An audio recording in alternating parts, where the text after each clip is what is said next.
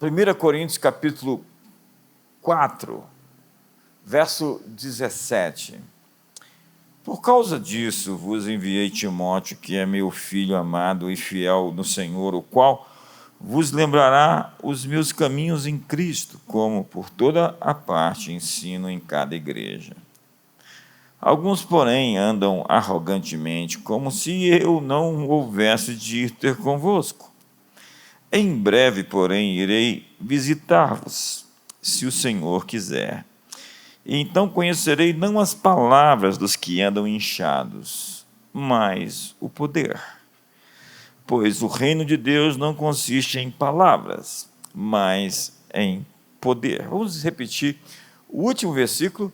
Pois o reino de Deus não consiste em palavras, mas em poder. Mais uma vez.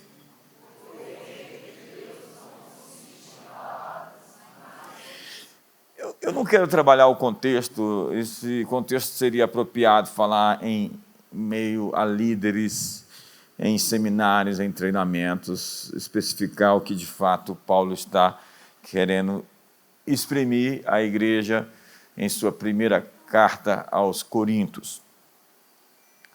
Mas o texto que ele nos deixa, a ênfase, a tônica, é o reino de Deus como algo poderoso. Jesus disse, se vocês ouvirem dizer que o reino de Deus está ali ou acolá, não creia, porque o reino de Deus está no meio de vocês. E Paulo diz que o reino de Deus não é comida nem bebida, mas justiça, alegria, gozo, paz no Espírito Santo.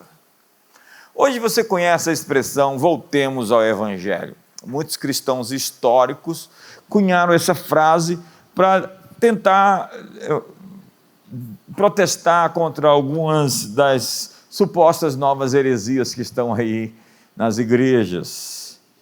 Diante dos escândalos e das quedas, das coisas ruins que acontecem, muitos têm se levantado dizendo, voltemos ao Evangelho. Eu acredito que o Evangelho é a cruz, sim, é a renúncia, é a porta estreita, é o arrependimento. Nós estamos aqui nesse mês de abril, no mês da Páscoa, vivendo essa perspectiva da redenção, da propiciação, dos atos e processos redentivos que nos levam até a cruz e nos permite viver a realidade da bênção final depois de toda essa trajetória redentiva que nos custa o sacrifício, que nos custa as sandálias nos pés, o cajado na mão, o lombo cingido, saindo da terra da opressão. Mas eu realmente acredito que o Evangelho é muito mais do que a sexta-feira, 3 horas da tarde. Eu realmente acredito que o Evangelho tem um domingo de manhã. Eu realmente acredito que o Evangelho tem dias depois o Pentecostes, o derramar do Espírito Santo. Temos a glorificação, quando Jesus sobe, a ascensão de Jesus nos céus, seu corpo glorificado. Temos a parousia, sua vinda, sua volta.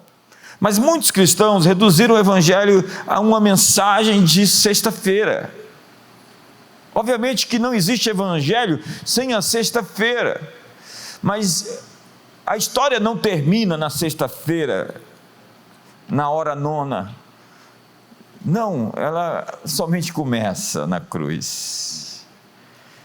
Voltar ao Evangelho, portanto, significa voltar a uma vida de Atos dos Apóstolos. A igreja primitiva, não simplesmente voltar a Martinho Lutero, a John Knox ou John Calvino.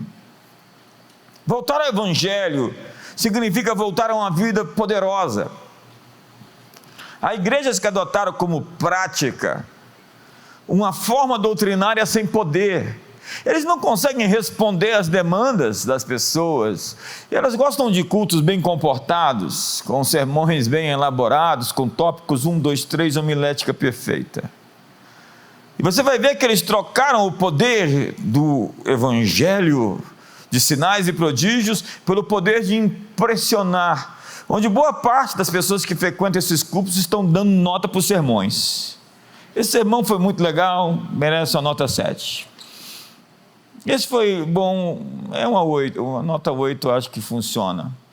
Você vai ver que dentro dessas igrejas mais históricas, há muita gente vivendo essa realidade de trocar o evangelho de poder simplesmente por uma justificação. As perdas, doenças e fracassos. Não existem respostas para as crises, existem justificativas para elas, como que se dissesse, é assim mesmo. Então nós temos um Deus histórico, um evangelho histórico, ou um evangelho social, conformista e filosófico. Justificamos uma vida sem poder, justificamos o pecado, justificamos ou confrontamos apenas o pecado coletivo. Quando nós trabalhamos no geral, fazemos aquele sermão, passamos aquele sabão na congregação, mas na maneira pessoal de se tratar o pecado, não existe esse confronto individual, esse discipulado corpo a corpo. O pecado pode ser confrontado em nível de uma mensagem geral, mas não existe o compromisso de levar as pessoas até o caminho verdadeiro do arrependimento. Pregamos histórias passadas e a Bíblia não é mais para nós hoje. É o que dentro da teologia se chama de cessacionismo. Cessaram os milagres, cessaram as coisas que Jesus fez, foram passadas. Eles imitaram até termos teológicos como a interpolação, dizendo que aquele texto de Marcos capítulo 16, em boa parte, não está ali nos textos originais.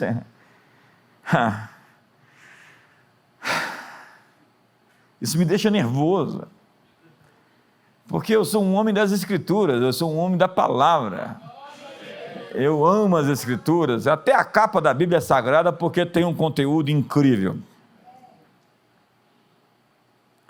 Hebreus diz para nós que Jesus Cristo é o mesmo ontem, hoje e para sempre será o mesmo.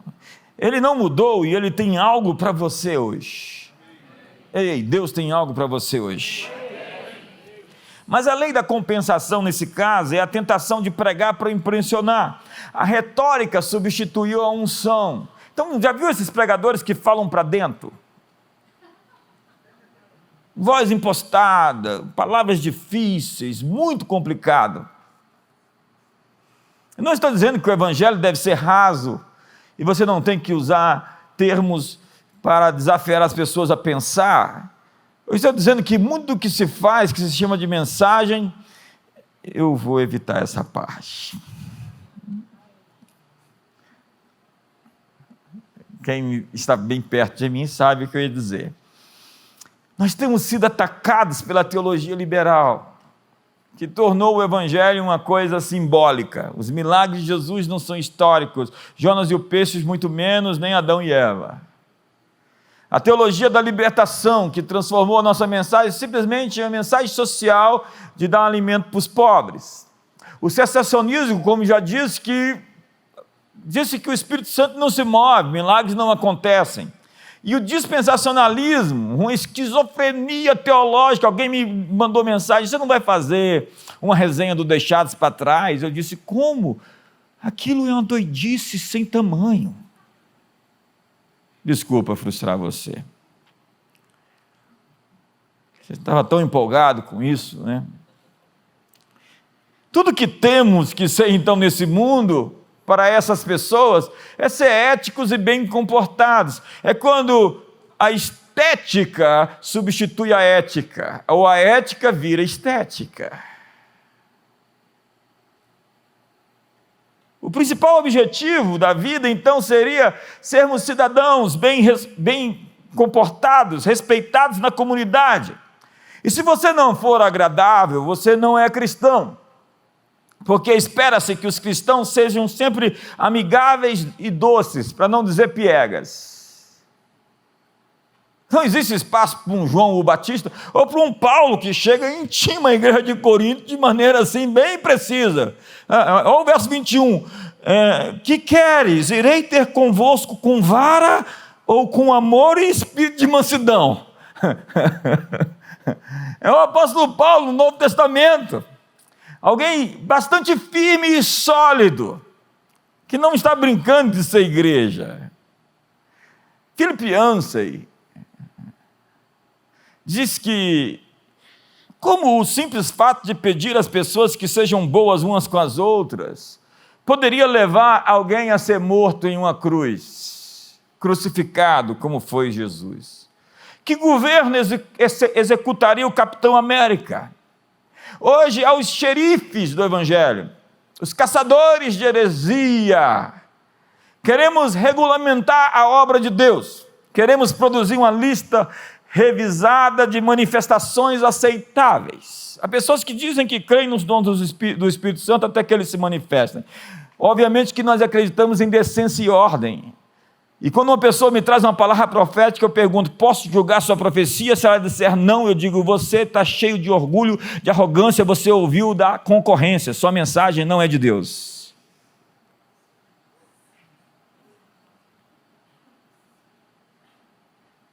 Porque para profetizar tem que ter um coração quebrantado e humilde, porque quando você perde isso, é água no óleo. Profecia e orgulho não se misturam. Dê um sorriso. Cunhão do lado.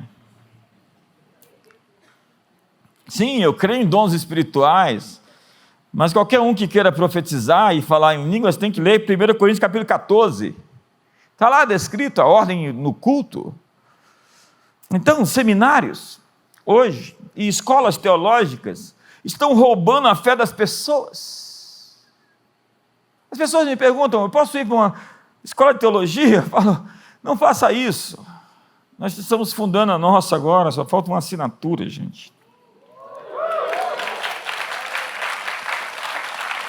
Tem gente que vai para uma escola como essa e sai sem fogo, sem paixão, sem vigor, e por vezes desviado, onde estão sendo treinados para serem céticos, frios e estoicos. É o que Jesus disse: ai de vós, escribas e fariseus hipócritas, porque fechais aos homens o reino dos céus, pois nem vós entrais, nem aos que entrariam permitis entrar. Ai de vós, escribas e fariseus hipócritas, porque percorreis o mar e a terra para fazer um prosélito, e depois de o ter desfeito, o tornais 2 vezes mais filho do inferno do que vós. Porque cada um reproduz o que é. Pessoas com inclinações ou disposições, contaminações na alma, elas se reproduzem. Na Bíblia é cheio de maus exemplos. Eu tenho uma mensagem sobre anti-heróis, anti-modelos, anti-referenciais. Gente que se contaminou, começou bem e no caminho se perverteu.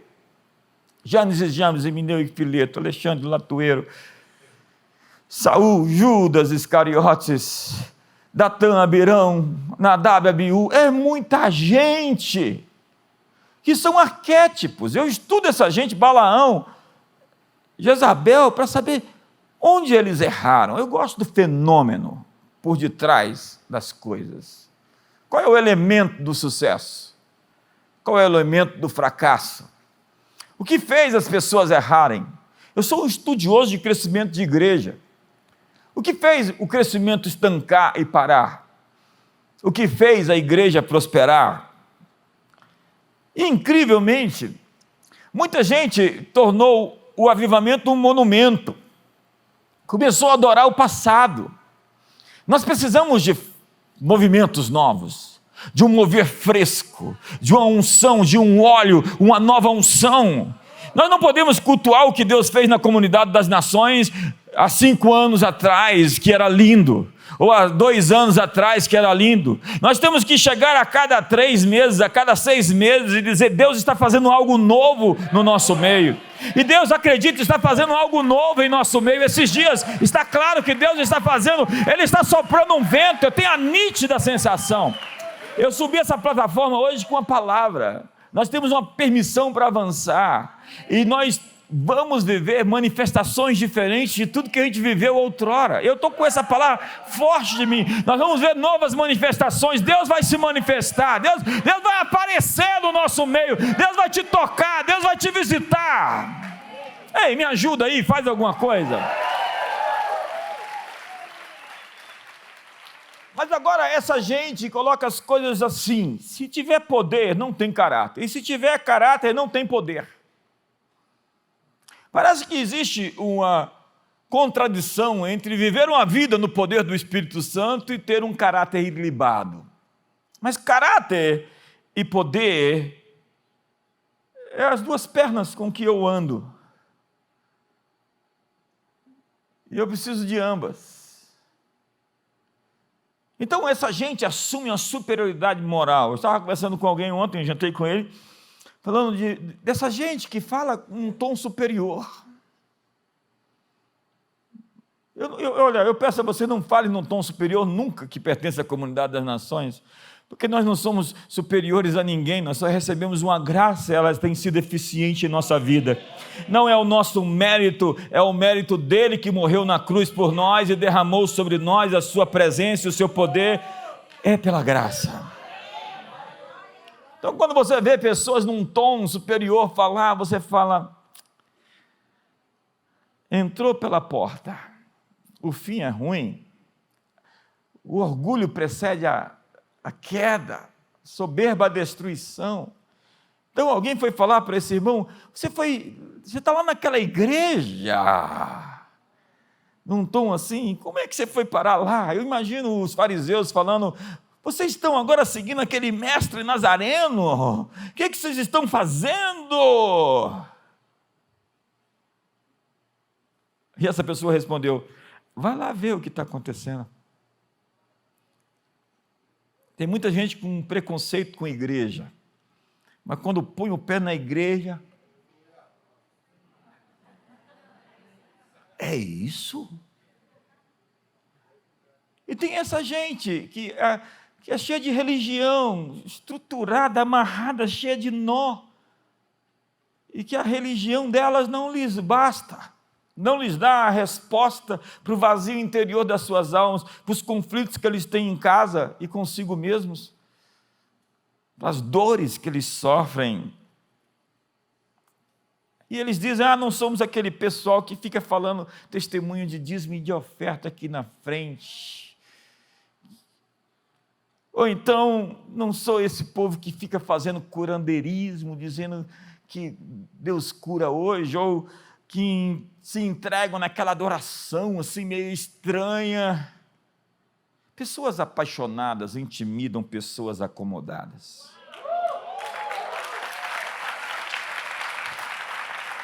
Pessoas generosas incomodam pessoas miseráveis. Pessoas inseguras acreditam que pessoas confiantes são arrogantes. Pessoas sobrenaturais aborrecem pessoas cartesianas, incrédulas. Eles querem criar uma distinção entre caráter e poder do Espírito, entre dons do Espírito e fruto do Espírito, entre piedade e uma vida vitoriosa. Sim, eu celebro a vida piedosa de boa parte dessa gente. Eu acredito que eles são até sinceros em muita coisa. Mas, no entanto, eles pregam um pedaço do Evangelho, quando nós queremos o conselho de Deus inteiro. Um evangelho pleno, como dizia Po Yang-Shu, um evangelho integral, não uma missão integral. Assim, se você crê em Deus, você vai ofender as pessoas. Poder e caráter é o mesmo que perna esquerda e perna direita. Paulo aos Coríntios diz que a fé de vocês não pode se apoiar na sabedoria humana, mas no poder de Deus. A vida cristã normal representa milagres, revelação, impartição. Lembra? Os lenços de Paulo curavam os doentes, a sombra de Pedro expulsava os demônios, o manto de Jesus, o que ele fazia? A descrença, no entanto, se disfarça de sabedoria, aquela introspecção séria, profunda, que não tem respostas. A descrença trabalha para sujeitar a Deus ao escrutínio e controle das pessoas. Eu fiz faculdade teológica. Eu sei o que é professores querendo colocar Deus dentro de uma lata e vender para você. Encaixotar, sistematizar a teologia. Quando milagres acontecem, então, eles precisam de um relatório médico. Senão eu não creio. Eu de um raio-x para dar crédito a Deus. Com raio-x, sem relatório médico, eu acredito para ver e não preciso ver para crer. Eu já tive bastante de Deus para saber que Ele está vivo, ativo no planeta Terra. O Jesus que andou na Galileia, na Samaria e na Judéia está vivo. Onde 2 ou 3 estiverem reunidos, ali eu estarei. E se você crer, você verá a glória de Deus. Me ajuda aí. Jesus disse: vocês são a luz do mundo, e a luz é reveladora. A luz não brilha por você acreditar na doutrina certa. Precisamos da realidade do céu, não somente da doutrina sobre o céu. Esses teóricos que falam sobre muitas coisas, hoje você vê essa pessoal aí falando de desenvolvimento pessoal. Veja o que eles conseguiram para que você possa realmente pagar um curso caro deles.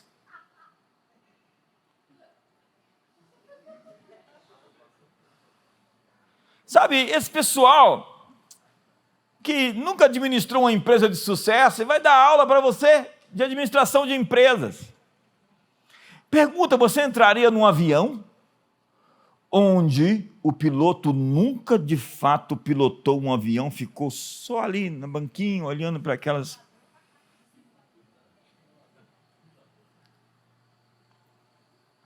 É simulação. Sabe, experiência é caminho andado. E Randy Clark diz que Deus está mais impressionado com a sua fé do que com a sua teologia. Quando ele disse: uau, nem mesmo em Israel vi tanta fé.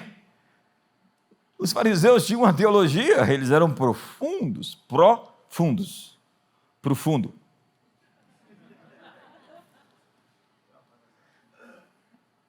Tem gente que é desse jeito, você começa a ouvir, você fala: qual é o ponto? E eles falam, e não chegam em lugar nenhum. E tem gente que quer me impressionar com a sua retórica. Eles falam, e para dentro. Era aí que fui tentado a usar uma expressão que eu não posso usar aqui no púlpito. Não que seja errado, é porque posso ser mal interpretado, me perdoe. Expus sabedoria entre os experimentados. Não que 90% não seja experimentado desse auditório. Minha preocupação é com os outros 10%.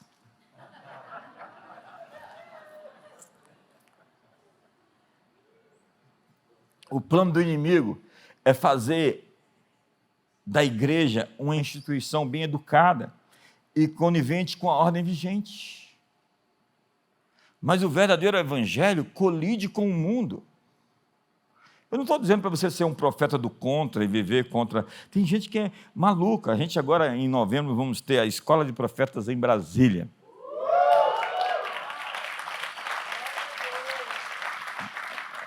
Já você não entendeu.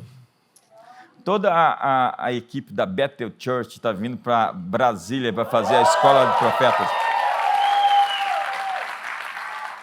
E nós vamos ensinar o pessoal que ser profeta não é ser esse sujeito que quer ser do contra, que quer quebrar a hierarquia, que quer simplesmente se posicionar para ser profeta. Eu vou te dar uma palavra dura porque eu só respondo a Deus. Se eu respondo a Deus, então vai para o céu, fica com Ele.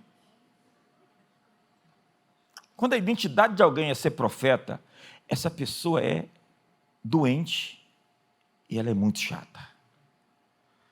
Quantos estão me entendendo aqui? Não estou dizendo que não existam profetas na igreja, existam. Mas ele concedeu uns para apóstolos e profetas, pastores, evangelistas e mestres. Profetas trabalham em equipe. Eles não são solitários. Pessoas solitárias são pessoas perigosas. Dá um sorriso para o irmão do outro lado. Mas você vai aprender muito sobre isso aqui com esse pessoal que está na ponta, na vanguarda do ministério profético do mundo. Vá na nossa editora, na nossa livraria, tem tantos livros sobre o ministério profético. Nós temos uma coleção, nós não temos uma editora do Brasil que tenha tantos títulos sobre o ministério profético como a editora Chara. Mas ao perder o nosso poder, nós flertamos com o ecumenismo, com o progressismo político, com o universalismo. E eu podia explicar para você cada uma dessas coisas. E se você for para a escola de ministros, você provavelmente vai descobrir o que é cada uma dessas. Mas sobre o universalismo, é a doutrina que presume que todos nós somos salvos e vamos para o céu, mesmo sem uma experiência de novo nascimento. Quando Jesus disse, se você não nascer de novo, de maneira nenhuma vereis o reino de Deus. E hoje há pessoas que tiraram o inferno do mapa. Para eles não existe mais inferno. Mas Jesus falou mais do inferno do que do céu. E agora qualquer um pode ir para o céu, sem ter uma experiência com Jesus Cristo. Deus amou o mundo de tal maneira que deu seu único Filho, para que todo aquele que nele crê não pereça, mas tenha a vida eterna. Mas o mundo não quis, porque as suas obras eram más, e eles amaram mais as suas más obras do que a justiça. Então diz a Bíblia, quem crer e for batizado será salvo, quem não crer será condenado. Eu sou bastante ortodoxo para acreditar nesse livro e acreditar que você não pode fazer uma aposta com a sua eternidade pensando que você vai se salvar no último minuto como se salvou o ladrão da cruz. Colocar a eternidade em jogo não é algo sábio a se fazer. Eu acredito que foi Charles Spurgeon quem disse que o inferno é a informação atrasada que a pessoa deixou de ter durante a vida. A doutrina do universalismo presume que todos vão ser salvos. Paulo advertiu em 2 Timóteo, capítulo 3, sobre uma religião com aparência de piedade, com forma de piedade, tipo Xuxa, que agora disse que temos que reescrever a Bíblia. Nada é diferente, está tudo muito atual do que Paulo já tinha vaticinado, previsto. Haverá dias que os homens terão coceira, comichão nos ouvidos, para não ouvir a sã doutrina e se cercarão de mestres segundo as suas próprias cobiças. A pós-modernidade é a ideia de que a verdade não existe. Então, se a verdade não existe, eu vou criar uma família segundo aquilo que eu acredito ser uma família. É isso que eles querem, criar uma sociedade, uma igreja, um Deus. Então eu não gosto desse Deus que criou um inferno, então eu vou tirar um inferno daqui. Quando já fizeram aquela casinha no Facebook, você colocava o que você queria? Quando já fizeram... Não, agora as pessoas estão construindo uma ideia de Deus segundo eles querem que Deus seja. Se Deus me fez a sua imagem, agora nós queremos, na pós-modernidade, criar um Deus à nossa imagem. O Deus que eu quero, o Deus que eu gosto, é desse jeito. Esse outro aí eu não quero. E a igreja que eu gosto é desse jeito. Então cada um agora quer ter a sua igrejinha. E isso é tão perigoso. Sabe, vamos pular essa parte. A aparência, eu podia pregar muita coisa, mas vocês não aguentariam hoje. Jesus diz, eu tinha muita coisa para falar para vocês, mas vocês não suportariam. E nem gostariam de ficar comigo até 2 da manhã aqui ouvindo.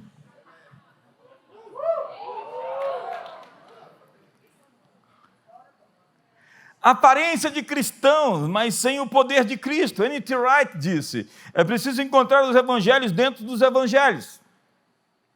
Voltar ao evangelho é ser uma igreja Atos dos Apóstolos.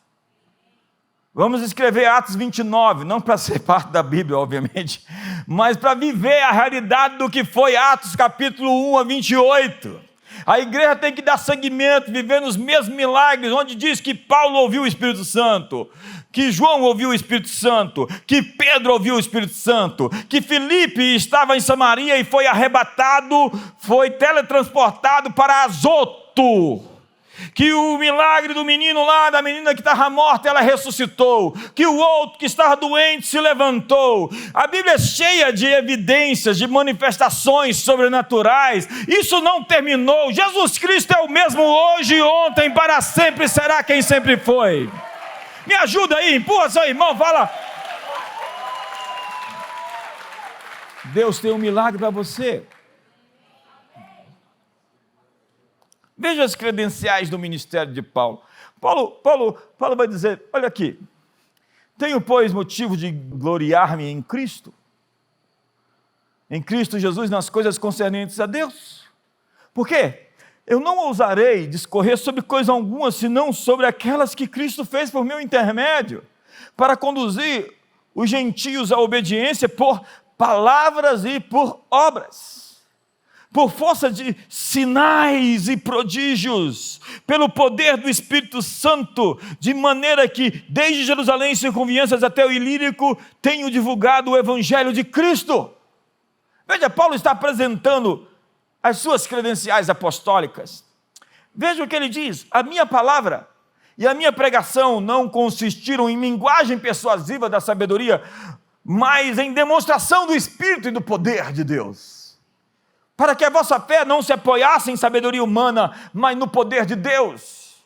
Você sabe o que significa? Que Deus está no nosso meio, é porque Deus se manifestou no nosso meio, Deus apareceu em nosso meio, milagres pipocam, pessoas são curadas, famílias são restauradas, pessoas saem da dívida e da miséria, pessoas são libertas do medo da morte e da depressão. É a evidência que Deus se manifestou no nosso meio, é a transformação de pessoas, é a conversão de pessoas, é a libertação de pessoas. Se eu expulso demônios pelo dedo de Deus, certamente o reino de Deus é chegado sobre vocês, porque o reino de Deus não consiste em palavras, mas em...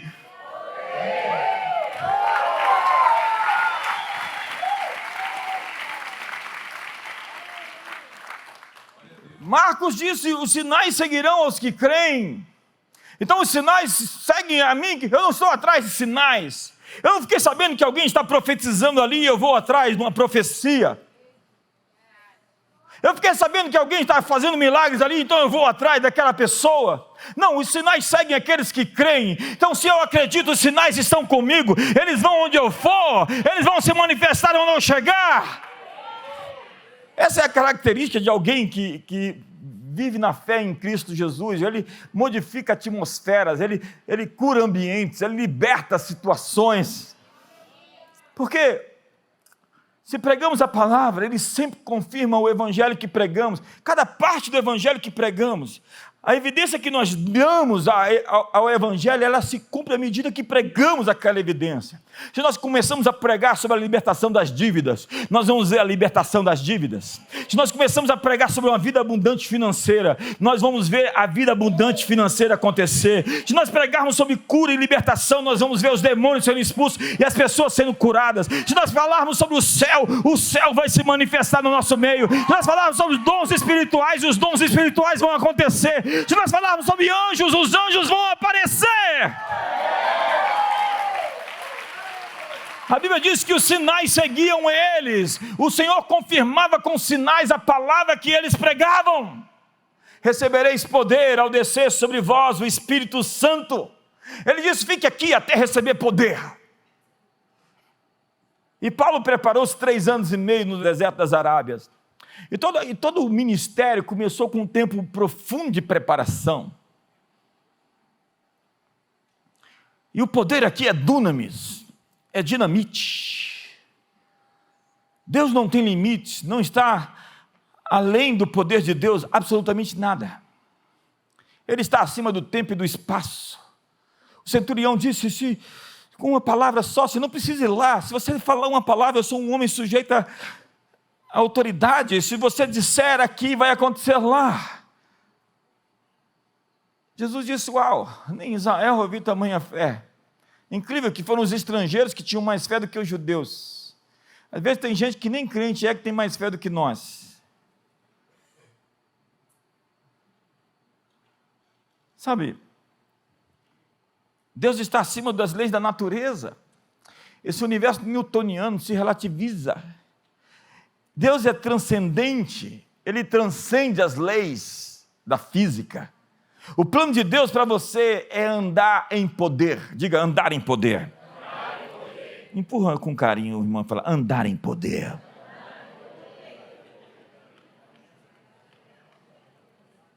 Chegamos aos dias em que liderar sem o poder de Deus se tornou impossível. Eu vou repetir isso. Senhoras e senhores, para o século 21, exatamente 2023 e para frente, é impossível a igreja sobreviver sem o poder do Espírito Santo. Senão, doutrinariamente, ela vai entortar e vai começar a justificar a falta de poder. Nós inventamos doutrinas para falar por que as pessoas estão simplesmente morrendo, secando, e o evangelho está morrendo. Chegamos a esses dias onde precisamos dessa autorização do céu para demonstrar o seu poder na terra. Diga para o seu irmão do lado: você foi autorizado pelo céu para trazer a sua realidade à terra. É o batismo de poder, que é para ser uma testemunha que tem visto e experimentado o que Deus fez. Uma testemunha é alguém que viu, ouviu, experimentou. Alguém que não viu, não ouviu e não experimentou não pode ser uma testemunha. Uma testemunha que não viu, não ouviu é uma testemunha falsa. Eu estou nessa estrada há muitos anos para poder dizer o que eu vi. Daqui a 10 anos eu vou escrever uma biografia.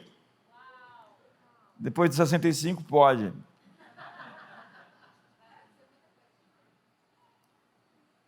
E eu vi tantos milagres, e em 10 anos agora, mas vou ver mais milagres do que vi a vida inteira.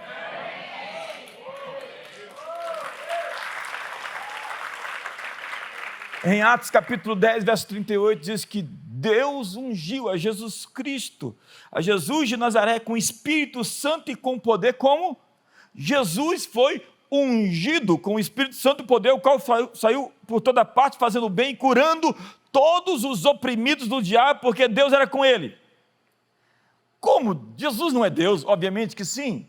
Então ele foi ungido com o Espírito Santo? Sim, porque ele não fez milagre como Deus, ele fez milagres como homem. Ele era um homem cheio do Espírito Santo, que manifestou o Espírito Santo onde chegou, expulsou os demônios onde chegou. A evidência que Jesus está no nosso meio é que os demônios começam a ser expulsos. E não precisa daquelas manifestações monstruosas e dramáticas, não, a gente não quer nem expor ninguém. Tem até as salas, os quartinhos para poder proteger as pessoas nas suas opressões. A gente não trabalha assim. Qual é o teu nome? Quantos são? Diz a loja, Arapuã. O sujeito foi dizer assim: esse demônio é tão fraco que eu vou expulsar no meu nome mesmo. Tem umas histórias sobre isso, mas não posso contar. Jesus foi cheio do Espírito Santo, e ele disse que cheio do Espírito Santo, qualquer homem que o seguir fará as obras que eu faço, e ainda maiores obras farão. Voltemos ao Evangelho. Jesus andou em milagres, sinais e maravilhas. Nós vemos a descrição de Jesus sobre suas credenciais apostólicas. Quando João o Batista está na cadeia, ele duvida. João duvida. E no cárcere, ouviu falar das obras de Cristo e mandou seus discípulos me perguntar: és tu aquele que estava para vir ou haveremos de esperar outro? Olha, ele já tinha dito: eis o Cordeiro de Deus que tira o pecado do mundo. Agora ele está duvidando. João está preso, o maior nascido de mulher. Ele duvida. E Jesus responde para ele: ide anunciai a João o que estáis ouvindo e vendo. Os cegos vêm, os coxos andam, os leprosos são purificados, os surdos ouvem, os mortos são ressuscitados e aos pobres está sendo pregado o Evangelho. Essa é a evidência do meu ministério. Deus relativizou a dor, a morte, o sofrimento, a doença, a maldição, a miséria. Simplesmente ele tem o poder para tocar pessoas, hoje e agora, porque não há impossíveis para as suas promessas. E se você disser aos montes que se ergam e lancem-se ao mar, assim se fará. Porque nós somos assim. Ministério é a demonstração externa de uma experiência interna. Abra a Bíblia e você vai ler milagres, não dois mundos, um só mundo onde Deus intervém. Ele conta histórias sobre o rompimento entre a dimensão natural e sobrenatural. Moisés, 10 pragas, mar vermelho se abre, nuvem de dia, coluna de fogo, água da rocha, maná, pão dos anjos. Josué, as muralhas caem, sol para, pedras caem dos céus nas cabeças dos inimigos. Eu os enviarei vespões à sua frente, Josué. Elias, a viúva pobre, o fogo descendo do céu, ele correndo mais rápido do que todos os cavalos. Eliseu, o machado, os profetas, Ezequiel, Daniel, o futuro sendo desvendado. Você está exagerando de milagre, falando demais de milagre. Quem exagerou foi Jesus, que já começou assim, nascendo de uma virgem.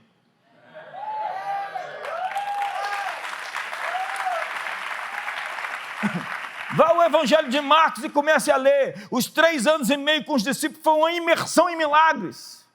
Eles viram a relatividade, a gravidade se relativizar, chapando o pé na água. Eles viram mortos ressuscitando. A morte foi vencida. No 3º dia ele mesmo morreu e voltou a viver. E está assentado à destra da majestade das alturas. Me ajuda aí. O âmbito milagroso é o âmbito natural de todo homem. A liberação de palavras de conhecimento, visões, sonhos proféticos, unção de cura, libertação, multiplicação, prosperidade financeira. O espírito de profecia, dons espirituais e ministeriais é a normalidade do Evangelho. Romanos capítulo 1, verso 16 diz: porque não me envergonho do Evangelho, porque ele é o poder de Deus para a sotéria, para o sozo de todo aquele que crê, primeiro do judeu e também do grego. Visto que a justiça de Deus se revela no Evangelho de fé em fé, como está escrito: o justo viverá pelos seus sentimentos. Não? O justo viverá por aquilo que vê. O justo viverá pelas suas circunstâncias. O justo viverá pela sua fé.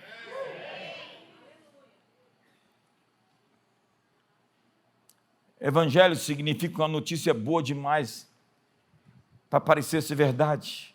É a boa notícia da graça. Graça é o favor que você não merecia, que você não trabalhou por ele, que você não ganhou pelos seus méritos. Tito capítulo 2 diz: porquanto a graça de Deus se manifestou salvadora a todos os homens. O Evangelho era uma notícia tão boa que era difícil ser crida.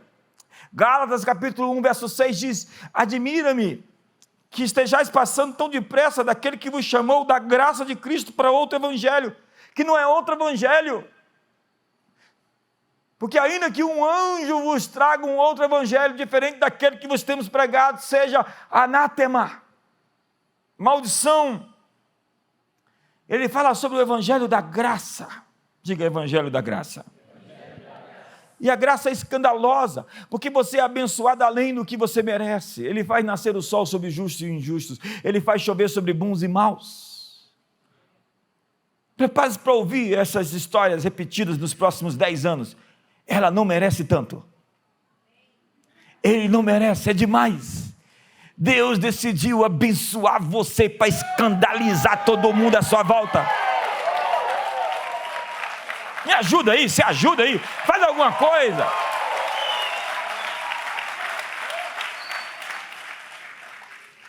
Poder é a habilidade para ter resultados. E o Evangelho é o poder de Deus para o sozo. E sozo significa cura, libertação, santidade, você completo, você pleno, você seguro. O Evangelho é o poder de Deus para lhe dar totalidade, plenitude.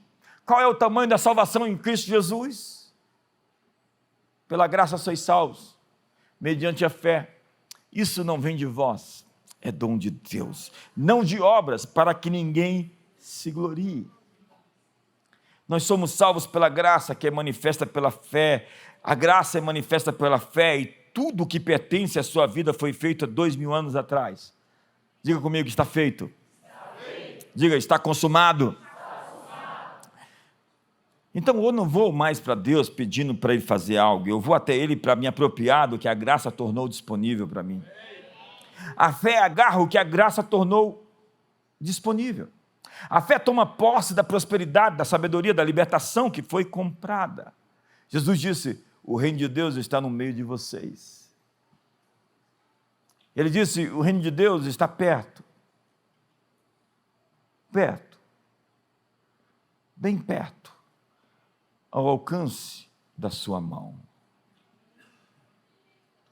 Então, quando você estende a mão assim, você toca na orla do seu manto, e você sai daqui com o seu milagre.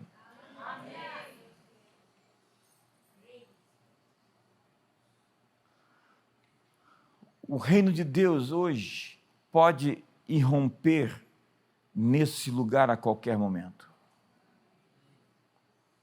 E chaves podem virar dentro de você. Em verdade vos digo que aquele que crê em mim fará as obras que eu faço, e outras maiores fará, porque eu vou para junto do Pai. Hoje, o culto de muitas igrejas é planejado para ser inofensivo. Há uma grande diferença, no entanto, entre cemitérios bem ordenados e berçários bagunçados. Quando nós temos pessoas nascendo de novo, nascendo de Deus, e são crianças, elas vão estar aí, e que a igreja seja cheia de crianças novas, de novos convertidos, de nova gente. Obviamente que elas vão ter que amadurecer, né? A igreja apostólica foi marcada pela sua coragem. Atos capítulo 4. Então, vendo eles a intrepidez de Pedro e João, e tendo percebido que eram homens iletrados e indoutos, se admiravam e reconheciam que haviam estado com Jesus. As pessoas sabem quando você esteve com Jesus. 4:29. Agora, pois, ó Senhor, olha para as suas ameaças e concede aos teus servos que falam com toda intrepidez a tua palavra. E tendo eles orado, diz a Bíblia, tremeu o lugar em que estavam reunidos. Todos ficaram cheios do Espírito Santo e com intrepidez anunciavam a palavra de Deus. Eu quero uma reunião dessa aqui. Quantos querem uma reunião dessa? As paredes tremem, todos ficam cheios do Espírito Santo e saímos daqui para anunciar a palavra de Deus com ousadia.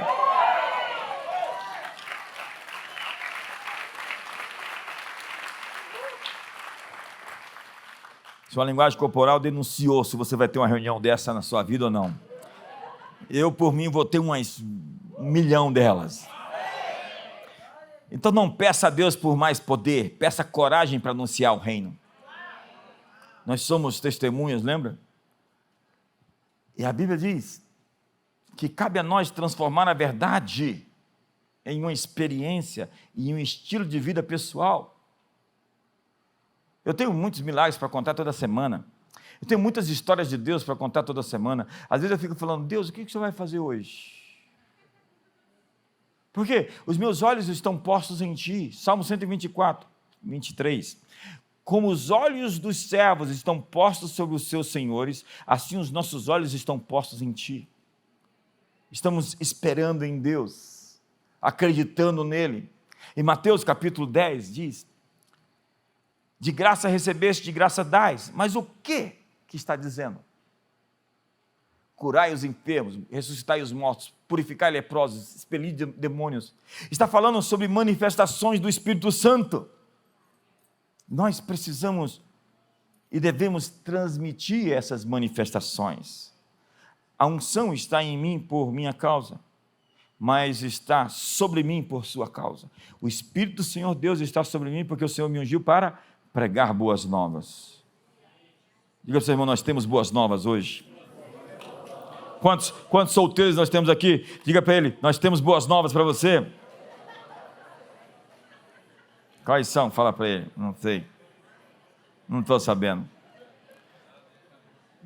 Eu sinto fortemente que Deus vai quebrar o espírito de dívida da sua vida hoje.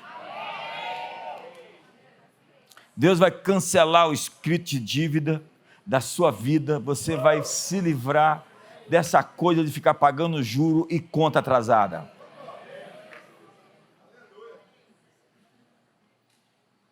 Deus vai amarrar o solteirão hoje também.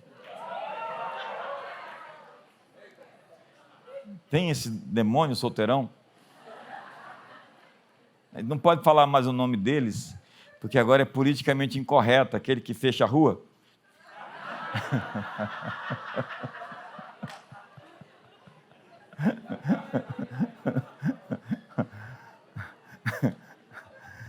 Tem um que faz secar, né? De história, meu Deus do céu, que tempos esses. Voltemos ao Evangelho. Nós vemos hoje uma religião disfarçada de piedade, um evangelho social que se resume em fazer o que é possível, cuidar dos pobres, alimentar o faminto e viver uma vida bem educada, calmo, sereno e tranquilo. Quantos lembram do Grupo Elo? Fica quieta aí, mulher. Ninguém mandou você cantar. Quantos lembram do Grupo Elo? Deixa eu ver sua mão levantada. Você não tem essa idade, senhora.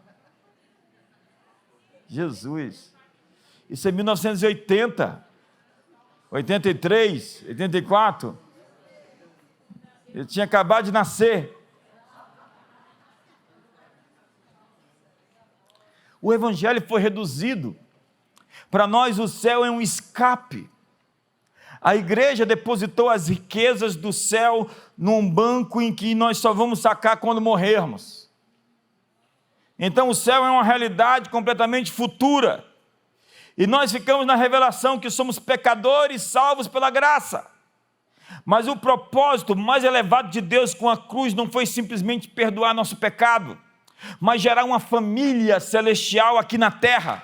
Vós sois raça eleita, sacerdócio real, nação santa, povo de propriedade exclusiva de Deus, chamados para anunciar as virtudes daquele que vos chamou das trevas para a sua maravilhosa luz. Me ajuda aí!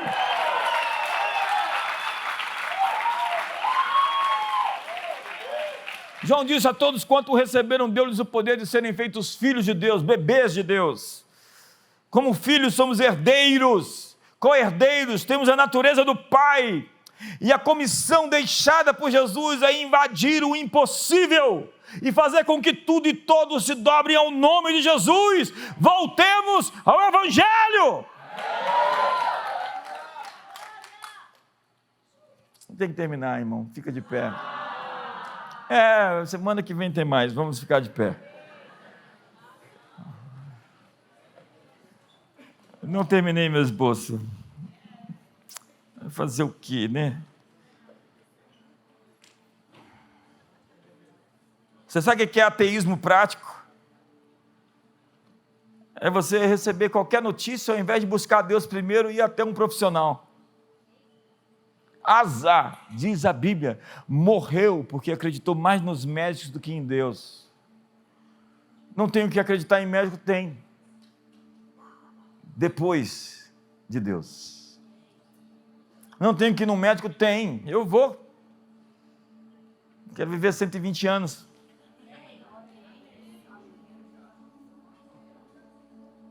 Eu estou chegando quase na metade da minha idade. Mas Asa confiou nos médicos. A Bíblia diz que é melhor confiar no Senhor do que em príncipes. Bendito é o homem que confia no Senhor e cuja esperança é o Senhor. Nossa primeira manifestação, pronunciamento, posição é dobrar os joelhos. É o que Ezequias fez com a carta que recebeu de Satanás. É o que você tem que fazer com o diagnóstico que você recebe. Com qualquer coisa, notícia ruim que você tem. Eu tenho absoluta convicção de que essa igreja está entrando numa era de milagres espantosos. Testemunhos sobre anjos e curas e libertações e finanças, vai se tornar aqui uma coisa, vai ter que escolher assim, qual que é o maior, o melhor para dar testemunho, porque não vai dar para contar todo o culto, vai explodir de milagre.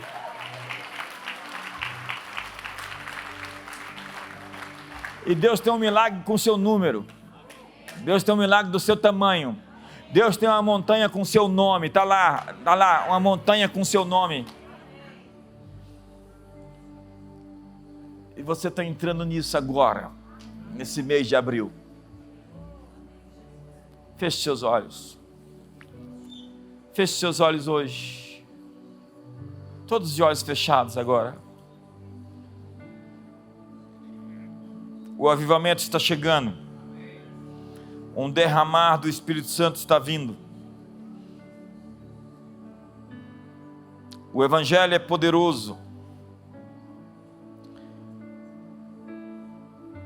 O inimigo não pode parar você. E por isso ele quer desviar você. Eu estava vindo para cá, estava chovendo. Eu amo a seleção que Deus faz. Os que se esforçam se apoderam do reino. As pessoas que são paradas por situações, chuva, impedimentos, bloqueios, problemas, elas não conseguem alcançar a bênção completa de Deus. Às vezes Deus seleciona. Lá no cenáculo começou com 500, terminou com 120. Os 120 estavam ali para contar a história do dia que o Espírito Santo apareceu. Obrigado por essas pessoas que apareceram hoje, Senhor. O Senhor tem um milagre com o nome delas. Os anjos estão passando agora nos corredores. Deus passa em revista as tropas de guerra. E Ele está dando às pessoas a libertação da dívida, do cativeiro de viver de aluguel, para ter uma vida digna com sua casa própria. Sim, acredite hoje, você está saindo de uma esfera de necessidade,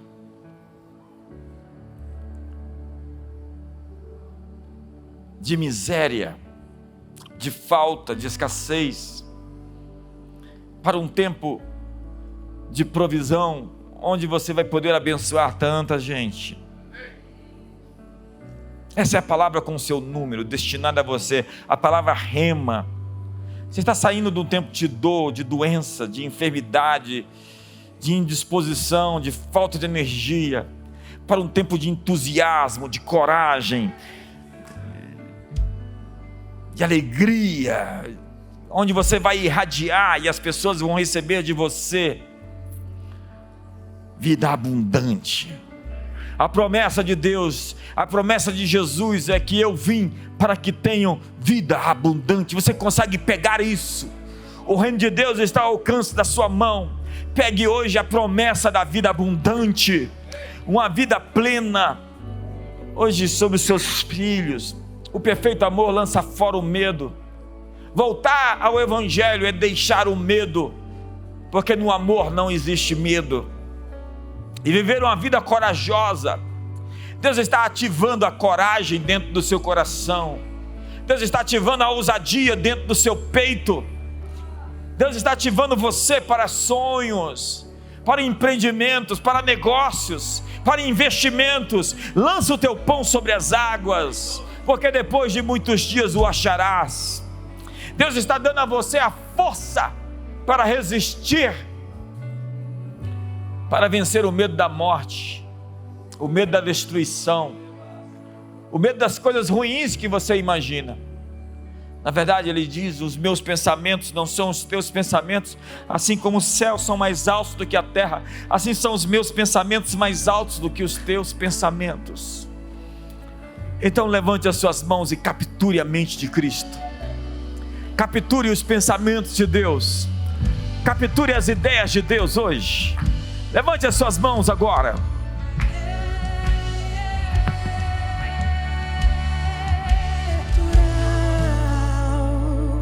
Escreva isso, se você quiser, na sua agenda, no seu telefone. Você está entrando numa era de milagres e manifestações sobrenaturais. A igreja, a comunidade das nações está para viver uma era de milagres jamais vistos até agora. As manifestações incomuns de Deus vão aparecer e você vai ver a multiplicação de recursos, a cura de doenças, mortos vão ressuscitar, acredite. Pessoas serão tocadas pelo poder do Evangelho verdadeiro de Jesus e vão ser libertas dos seus demônios, das suas compulsões, das suas manias, das suas depressões, das suas opressões. Cria a expectativa, Deus está vindo. E Ele marcou um encontro com cada um de vocês. Existe um encontro marcado até com as pessoas que estão nos assistindo agora. Até depois que isso ficou gravado e você está vendo pela internet. Deus marcou um dia para uma visitação especial na sua casa. Quando Ele bater, abra a porta. Ele está vindo. Sinta hoje a sua presença aqui. Sinta hoje a sua graça invadindo o seu coração, seu ser. Sinta a cura hoje brotando nos seus ossos, nos nervos, no seu coração que estava doente. Nos nervos do seu coração, Deus está curando corações inflamados aqui. Deus está restaurando pessoas de estresse, cansaço, fadiga adrenal crônica. Deus está restaurando seus nervos, seus músculos, seu sangue hoje. Está corrigindo marcadores importantes, ativando suas células, corrigindo anomalias. Ele está invadindo hoje circunstâncias familiares com a sua presença, colocando óleo no seu casamento, unção para relacionamentos, empresas e negócios e portas se abrindo. E você vai contar as histórias de Deus no mundo. Você é uma testemunha. Recebereis poder ao descer sobre vós o Espírito Santo. Receba o poder do Espírito Santo essa noite, para ser uma testemunha lá fora do que Deus pode, do que Deus quer, do que Deus vai fazer. Eu libero sobre você o selo para um novo tempo, uma unção para uma nova era, uma graça para uma vida abundante, para reinar em vida, por meio de um só, a saber, Jesus Cristo. E que o amor de Deus, a graça de Jesus e a comunhão do Espírito Santo seja sobre a sua vida. Uma ótima noite.